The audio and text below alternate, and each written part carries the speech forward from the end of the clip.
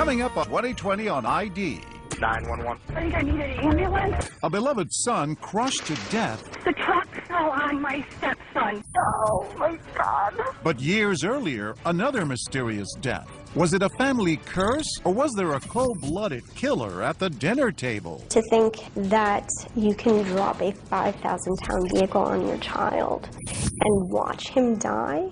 A new wife goes undercover to learn the truth. I asked you if you pushed the truck. Family ties. Plus, he checked in, but he never checked out, except in a body bag. It was pristine. It was his business stuff, the stuff with his wife. That was it. Detectives are stumped until this PI takes the case. When somebody mentions something about a gun, that's the part they'll remember. The mystery of room 348. I know what you did. Welcome to 2020 on ID. I'm John Quinones. Sometimes we get that feeling in our gut that things aren't quite what they appear to be. But uncovering the truth can take months, even years. Coming up, 3 stories of crimes that almost went unsolved, if not for the sheer determination of some unlikely sleuths. First, a family plagued by a series of tragedies. It seemed like a streak of bad luck. But as David Muir first reported in 2013, a son's death would galvanize long-simmering suspicions and lead to accusations of murder. It was an old November in upstate New York, those autumn leaves vanishing in the wind, and a young father about to suddenly vanish too. It wasn't unusual to find 23-year-old Levi Carlson tinkering away in the garage under a pickup truck. He was very good working on cars. He was very mechanical. And on one of those crisp fall days back in November of 2008, that's exactly where his father Carl and stepmother Cindy found their beloved son. Only this time Levi wasn't working under the truck. He was trapped under it, and this was their desperate plea for help. 911. I think I need an ambulance. And what's going on? The truck fell on my stepson. The truck fell on your stepson? And we just got home, and I don't think he's alive. Levi stood little chance against the 3 tons of metal. That pickup truck that had been propped up had come crashing down. Yeah, Carl, they want to start CPR. Do you know CPR? His chest is crushed. His chest is crushed? Oh my God. I don't know how long he's been in there.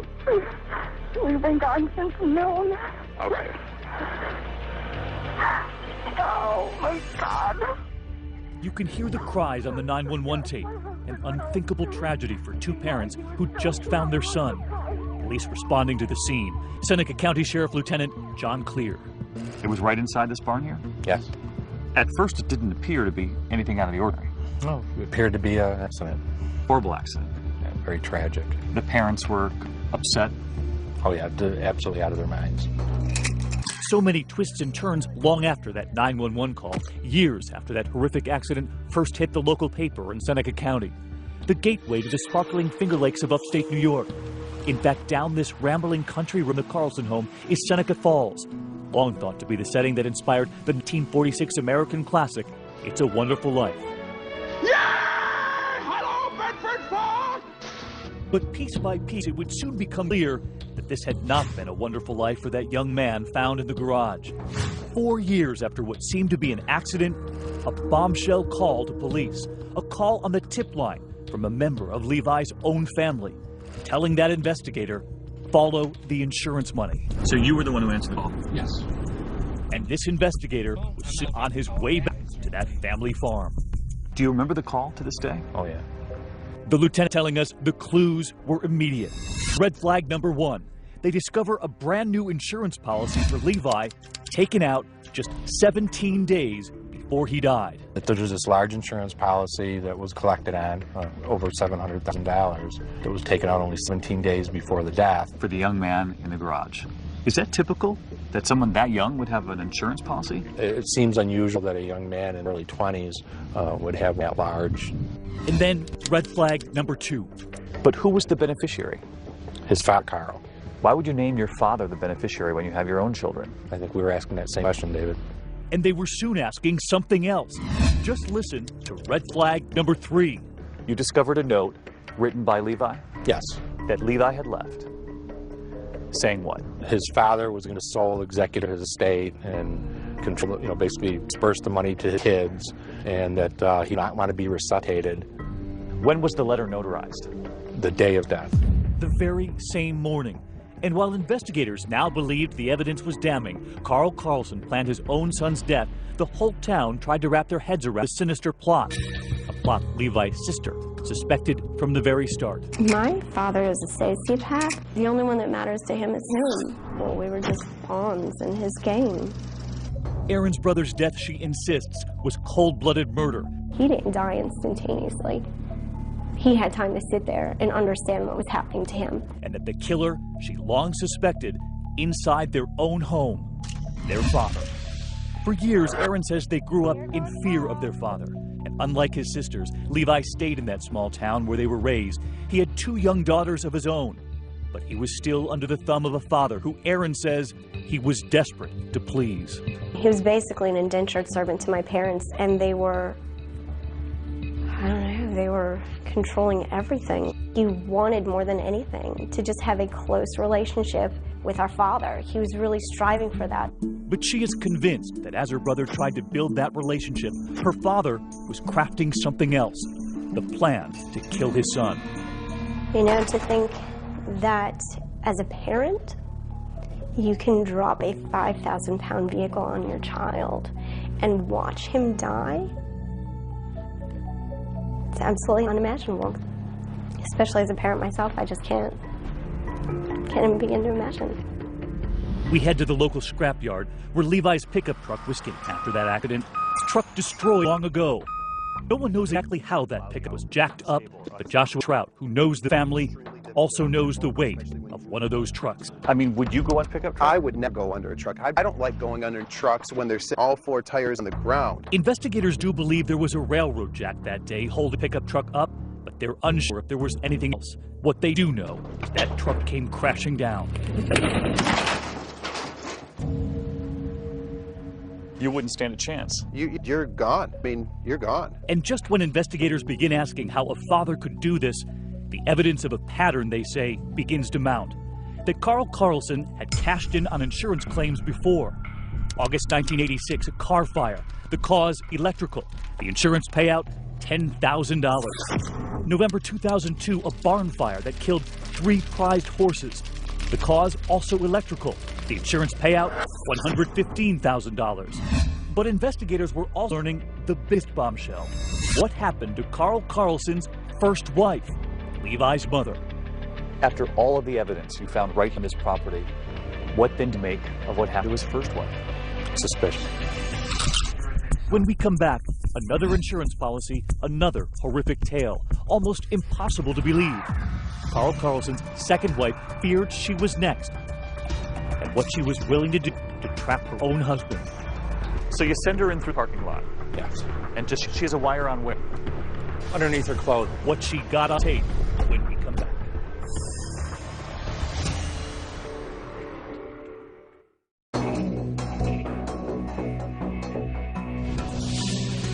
When Lieutenant John Clear reopened the investigation into Levi Carlson's death underneath that pickup truck, finding what he says is evidence his father was out for the insurance money, he never expected the dramatic turn the case was about to take all the way across the country in a small mining town in the Sierra foothills of California. While you were investigating everything that happened here, you discovered the story of his ex-wife.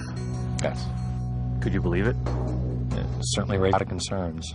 The stunning discovery: Levi's mother, Christina, Carl Carlson's first wife, had died in a 1991 house fire. And who just happened to be the beneficiary of a $200,000 life insurance policy? Her husband, Carl. She'd been a vibrant, doting mother. You can see her here in home videos, holding one of her 3 young children, Aaron, Levi, and Katie. She literally did everything for me. She was just an amazing woman. But Aaron claims her mother was trapped in that marriage. My father had a very horrible temper, and it didn't take an awful lot to set him off. And my mother would take the brunt of it. She would not allow him to take it out on us. The sister of that first wife remembers asking her the same question over and over. I kept asking her, why aren't you leaving him? Why aren't you leaving him? And I almost had her convinced to leave. We were this close when the fire came through. It was New Year's Day, 1991. The children were napping. Christina was in the bathroom when their home suddenly lit up into a kerosene-fueled inferno. I remember waking up and going to my bedroom door. I saw the flames. So I woke my sister up. My father, bust through the window and, got us out. Never once did he look panicked or frantic or frazzled, not even confused. He was just very calm and let's go. In the fire report, Carl Carlson told investigators that just 3 days before that fire, he'd repaired a broken window in the bathroom by boarding it up with a piece of wood and 17 nails. That window would have been his wife Christina's only way out. And then just a week after the fire, Carl hit the road, leaving California with his 3 young children, returning to upstate New York to be near his family. We all raised our concerns that we thought the fire looked very suspicious. That was 18 years ago. Now 2 deaths, mother and son, each with a big payout for Carl Carlson. Was he a man cursed with family tragedies? Or was he murdering his own family members for money? A lot of people have said when this guy needed money, a family member would die. There's definitely a pattern there. Authorities in California begin to reinvestigate, reopening the case of Carl Carlson's first wife. And who was about to help take him down? Carl Carlson's second wife, Cindy. You're about to see her play a critical role in the arrest of her own husband. You find all these red flags and you decide we're going to call the wife, Cindy. And what does she say? The first thing said was, "Thank God you called." She said, "Thank God." Yes. Investigators say Cindy Carlson feared she could be next and had moved out of their home. She was afraid. Yep. She being a pattern. Was she convinced there was a killer in her own home? I think that she suspected it. She believed that there was an insurance policy on her. On her too? Yeah. When you asked her to help you out, she says? She agreed. It was called Operation Abigail's, and it all went down at this local restaurant, known more for its chicken wings than undercover stings, and 2020 was taken right through it. So they walk in as a... She's got the wire on... Underneath her clothing. And what does he think he's walking into? He thinks he's coming to talk to his wife about getting back together. About conciliation? Yes. He has no plan to get together? No. She's here for you? Yes. Cindy sat down with her husband, that wiretap hidden. One intention, to catch Carl Carlson on tape confessing to Levi's murder. A confession she had told investigators he'd already made to her once before. So as they're sitting there at that, how many other undercover investigators are here in the restaurant? There was a total of 4. And this is what they got. I mean, I understand you're sorry about it, right? Every minute.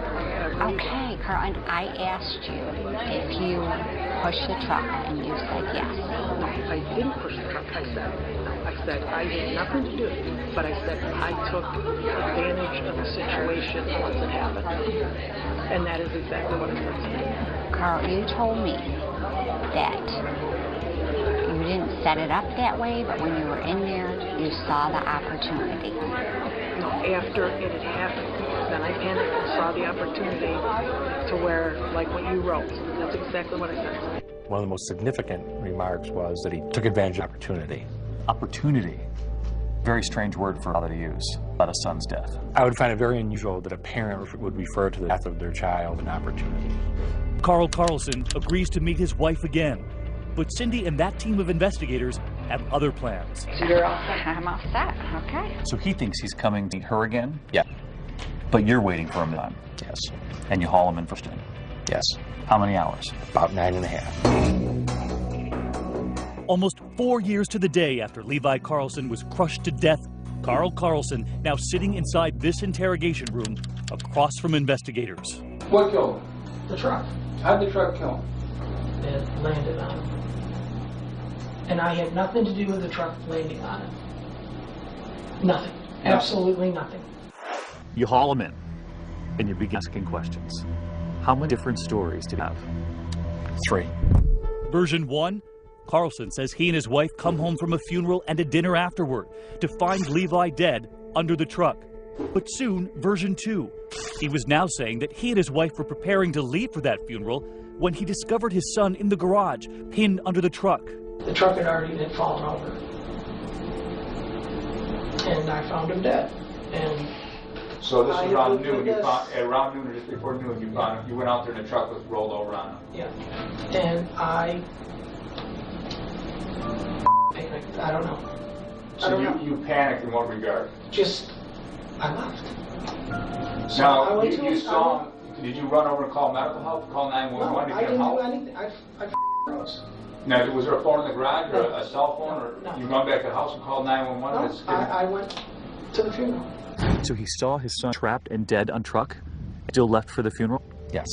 He says that father didn't return until 4 hours later. And then, several hours into the interrogation, Carl Carlson appears to be on the verge of yet a third version of the story. Never heard him? Good. You're that close, man. You're close. Come on. Let it out. Let it out. Let it out. I'll walk with you, man. I'll walk with you. Is it just a split-second thing? You couldn't hurt him. An accident. I opened the truck door. Okay. When they did it. Now you see how it's happened? We've gone from he was dead and you walked in there to now that it fell and you opened the door. I know. So take the final step. There is no more. I stepped into the truck and the thing fell. And I was just scared. His son trapped by the truck, and yet they still the house? Yeah. Does that make any sense? No. I can't imagine walking away and leaving your child dying on the floor. They were going to a funeral. Yes. And yet many would argue he had just created one right here in his own garage. It's fair to say that. But Carl Carlson continued to insist he's innocent, opening up to the Syracuse Post-Standard about his son from inside the county jail. Well, Levi, I mean, when he was younger, we had problems with him. School was hard for him. Losing his first mother was really traumatic, would be for anybody. He talks about Levi as a young father, that he took his son back in after Levi's divorce. He became responsible, he had manners, he grew up, and he realized that Mom and Dad weren't out to make his life miserable. He got life back into him. Carlson, now charged with murder in the second degree, entered the Seneca County Courthouse to enter his plea.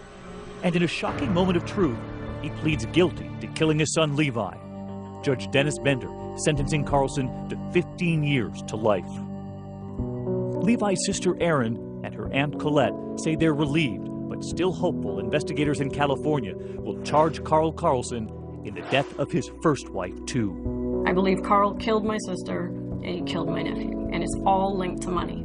I want to hear those words come out his mouth. I want him to look me in my eye and tell me exactly what he did. And then I want him to go away for the rest of forever.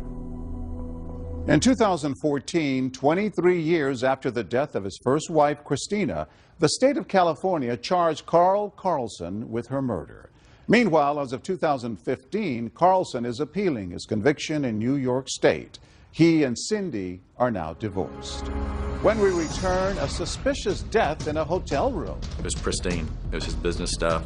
It was stuff with his wife, family. That was it. It wasn't from natural causes, and it wasn't suicide. No one else was even in the room. So how did he die? I think I know when it happened. I think I know who killed him. And I think I know how we're going to catch him. Stay with us.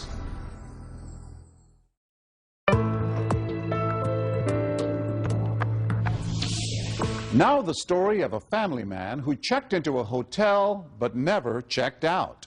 As David Muir first reported in 2013, the mystery of how he died might never have been solved except for a determined widow and the private eye who saw what others missed.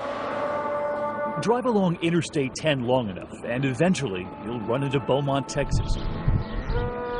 Home to Big Steer, Big Oil, and one big mystery. It happened here at the Elegante Hotel, not exactly the Four Seasons, although Greg Flanagan didn't mind it. He liked it here. But on September 15th, 2010, The oil man and devoted husband, seen here on hotel security footage, walked in and headed to his room. Hours later, he would check out in a body bag. He'll be missed, and by us that loved him, and such a good guy. When the sun rises that morning in Texas, Greg Flanagan does not. Detective Scott Apple is sent in. So you remember getting that call that Thursday morning? Yes, sir. And it just came in as a deceased person at one of our local hotels. With no clear signs of foul play, at first the veteran detective thought this was going to be routine. You'd heard heavy smoker, had been a drinker in the past. Yes. A lot of steak. Yes. So it wasn't and never saw a doctor. So you thought this guy might have had a heart attack? That's what we had just figured it must be at the scene.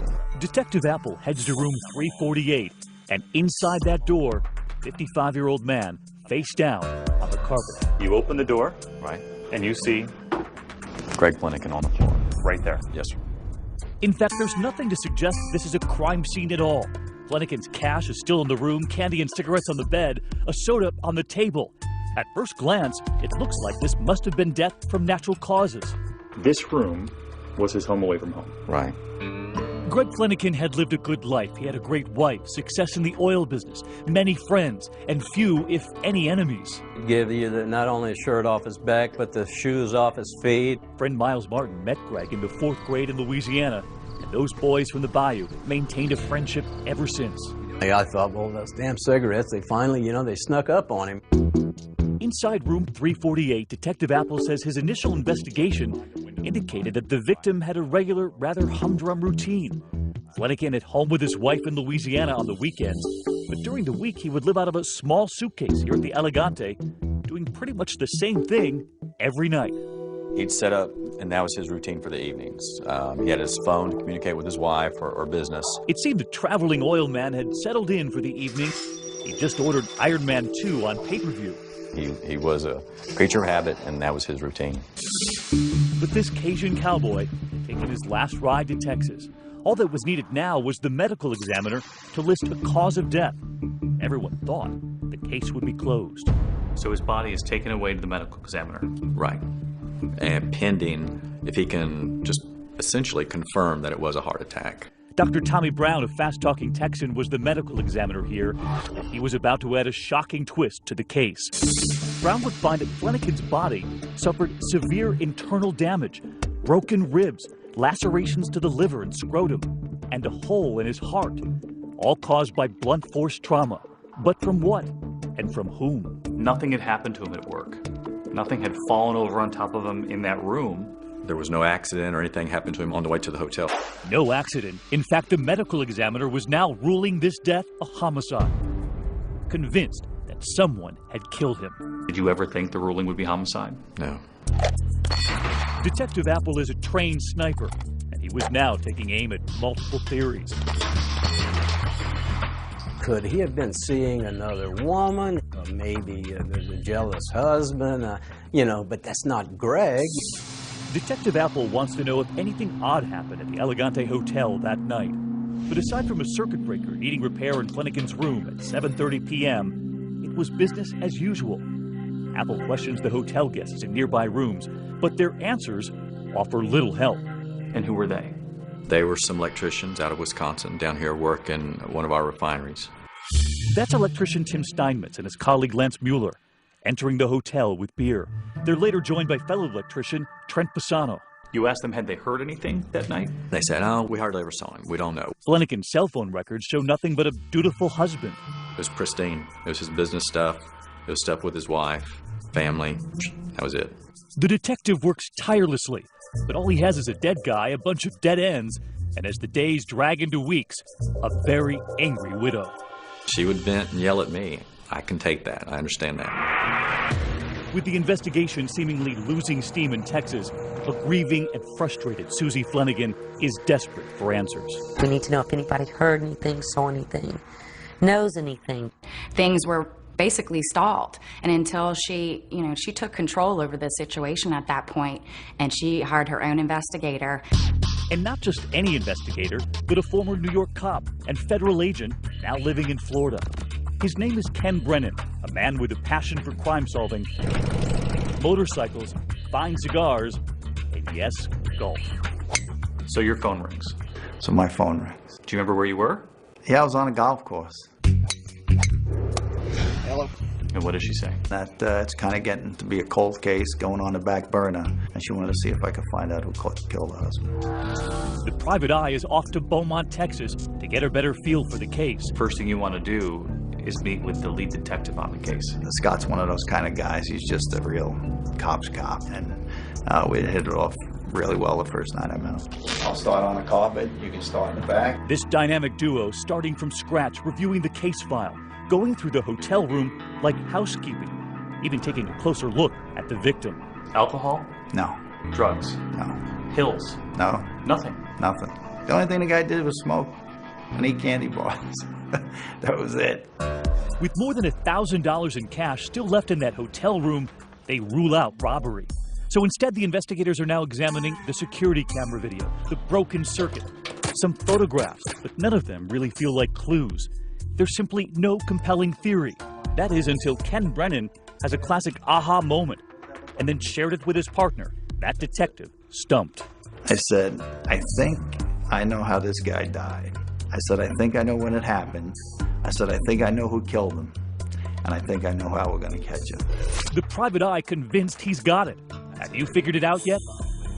When we come back.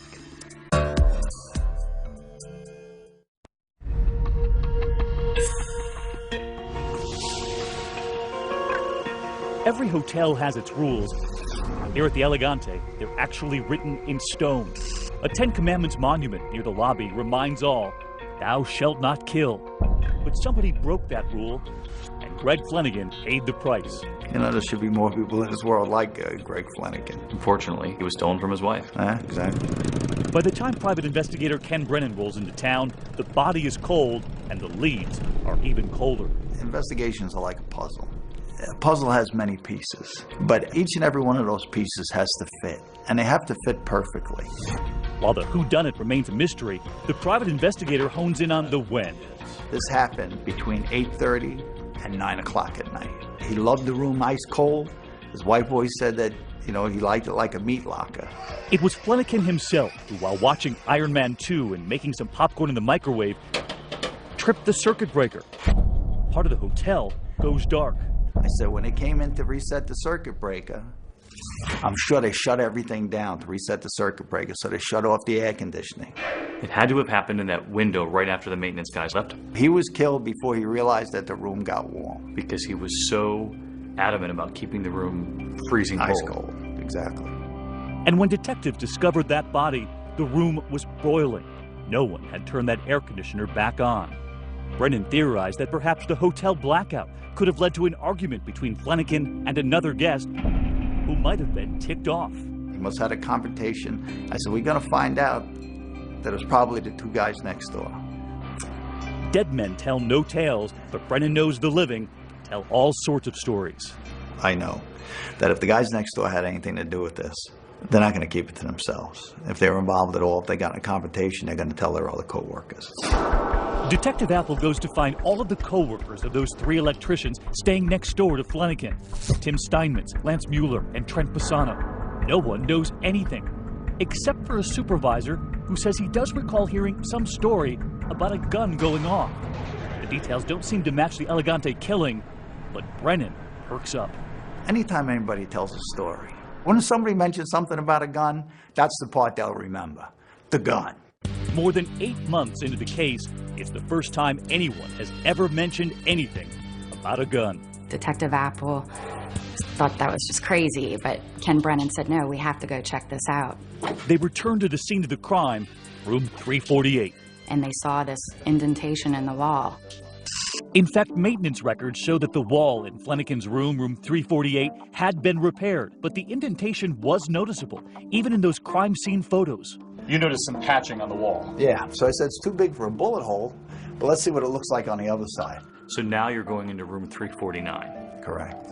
And that's where the electricians were hanging out. Let's go from the other side of the wall, put the dowel through the wall from where the bullet would have came from, put a laser on the end of that, and see what we have. I mean, you saw that laser.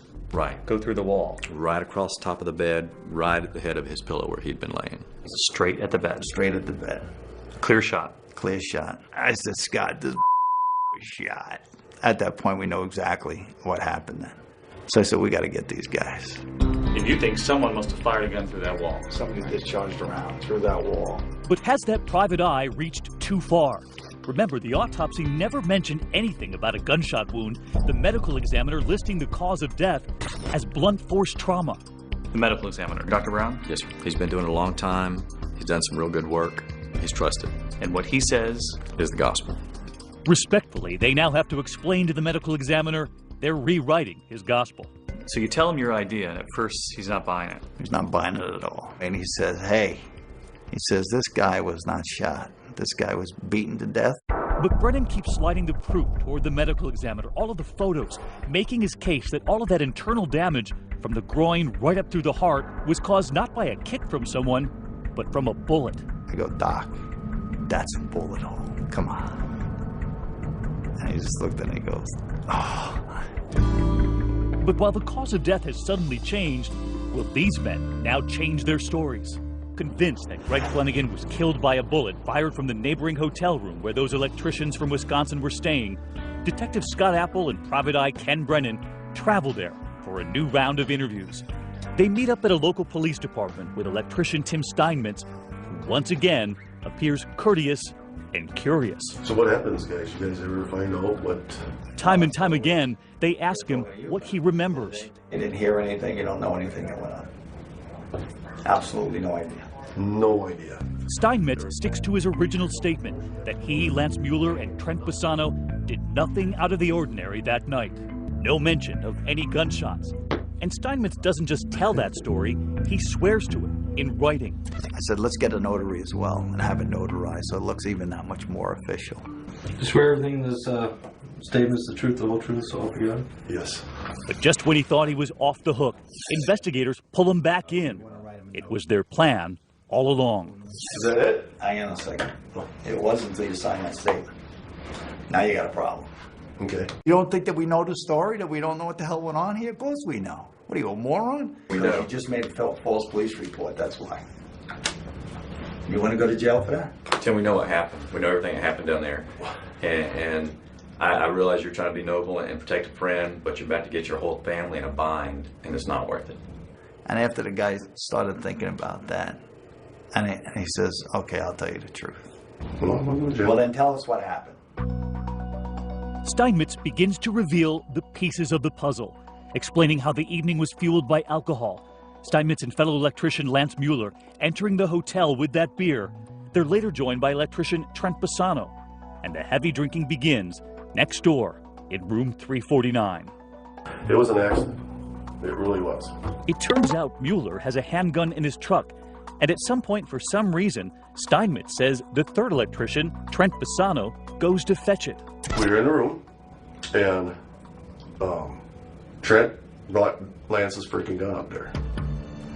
And Lance was around with that gun, and he went and loaded it, pulled the freaking trigger, and the gun off. Later that day, they track down the third electrician, and Trent Bassano corroborates the story.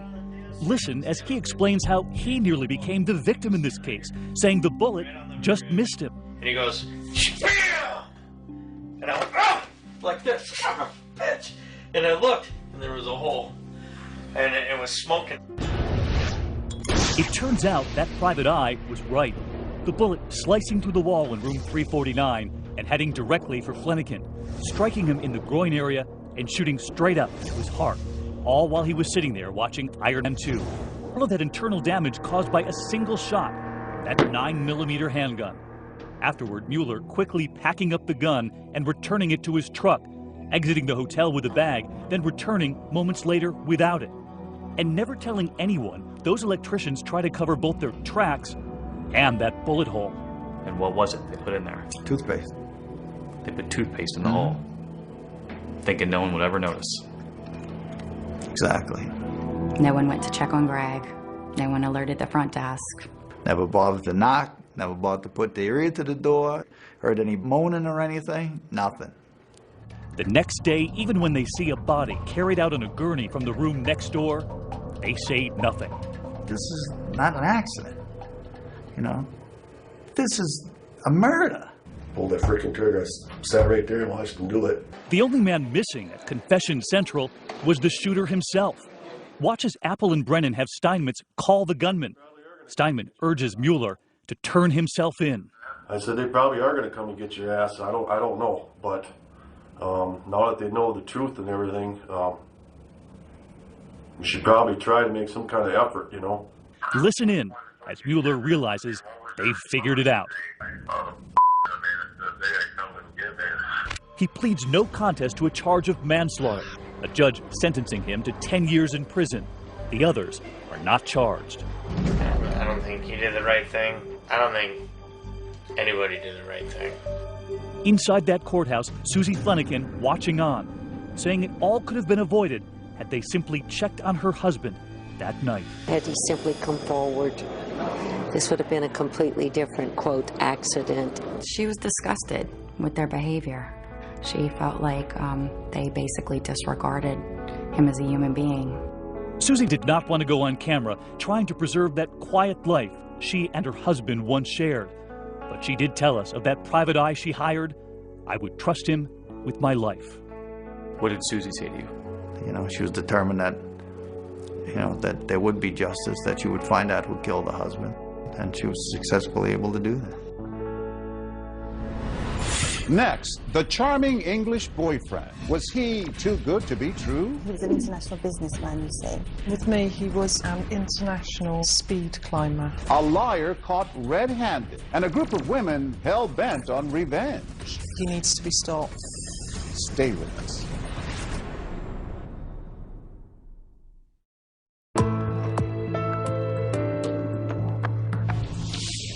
You might say the man you're about to meet had a way with the ladies, until, that is, someone uncovered his little secret. And as Nick Watt first reported in 2012, they took payback to a whole new level. Hello. This is the moment caught on camera when a love rat and con man named Simon Reed met his match, confronted by 4 audacious women, 4 of the who knows how many ladies he's lied to, cheated on, taken for a ride. A friend called Paul filmed the face-off and provided a bit of muscle in case things got ugly. I think you've got something explaining to do. I certainly have. Well, go on then, get on with it. He does, but first, let us explain what led to this extraordinary showdown in a living room in England.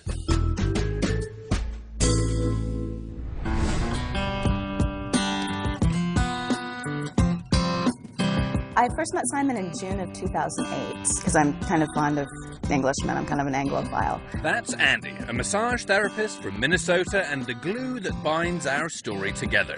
Simon met Andy on an internet dating site and told her he owned a construction company. By the time our second date rolled around, I was pretty excited to see him. Andy and Simon even talked marriage. Then, one day, Simon just vanished. Fled back to England, leaving Andy bewildered. Back home, he soon hooked up with Joe, who got a very different version of Simon Reed's life story.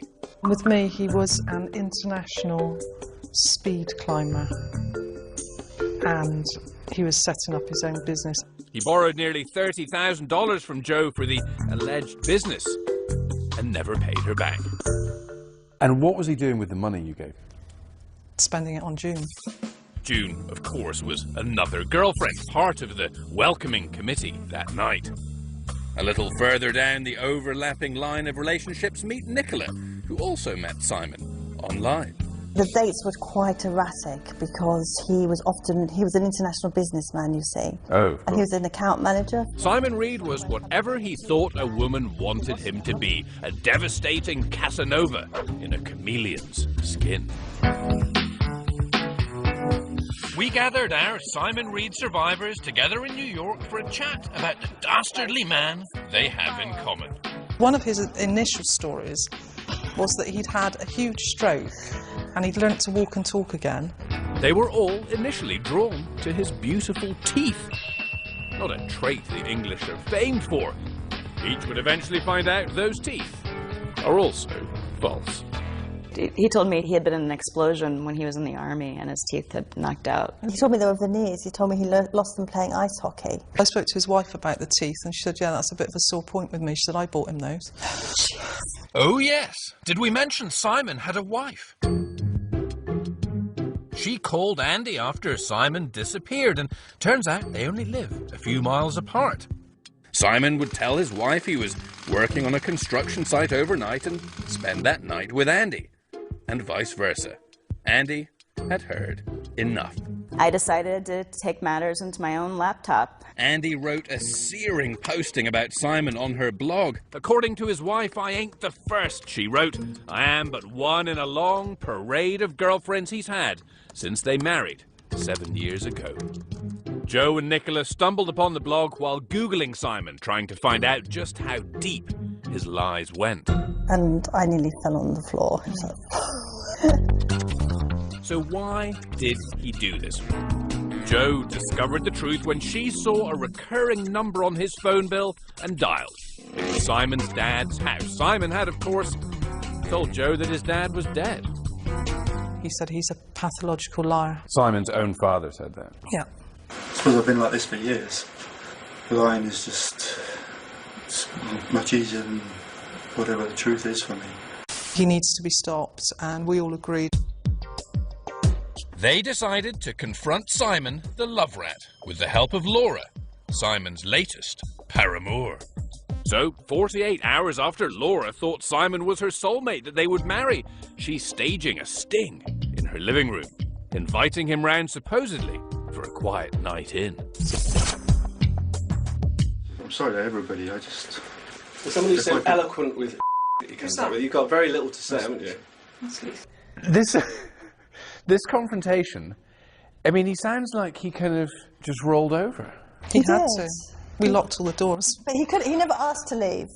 I defrauded you out of this money. I mean, are the police coming? Oh yes. Simon Reed was sentenced to 30 months in jail for fraud for that money he borrowed from Joe under, of course, false pretenses. But this story may not be over. I don't really know what the truth is for me anymore. And I know it's wrong when I'm doing it. I just don't seem to stop myself. Do you think he'll do this again? Definitely. Yes. run for the hills. Cheers. Cheers. To Simon. To Simon Reed. As of 2015, Andy reports that she and the other women remain in touch. And she finally found that Englishman she always wanted. They are now married. I'm John Quinones. Please join us next time for another edition of 2020 on ID.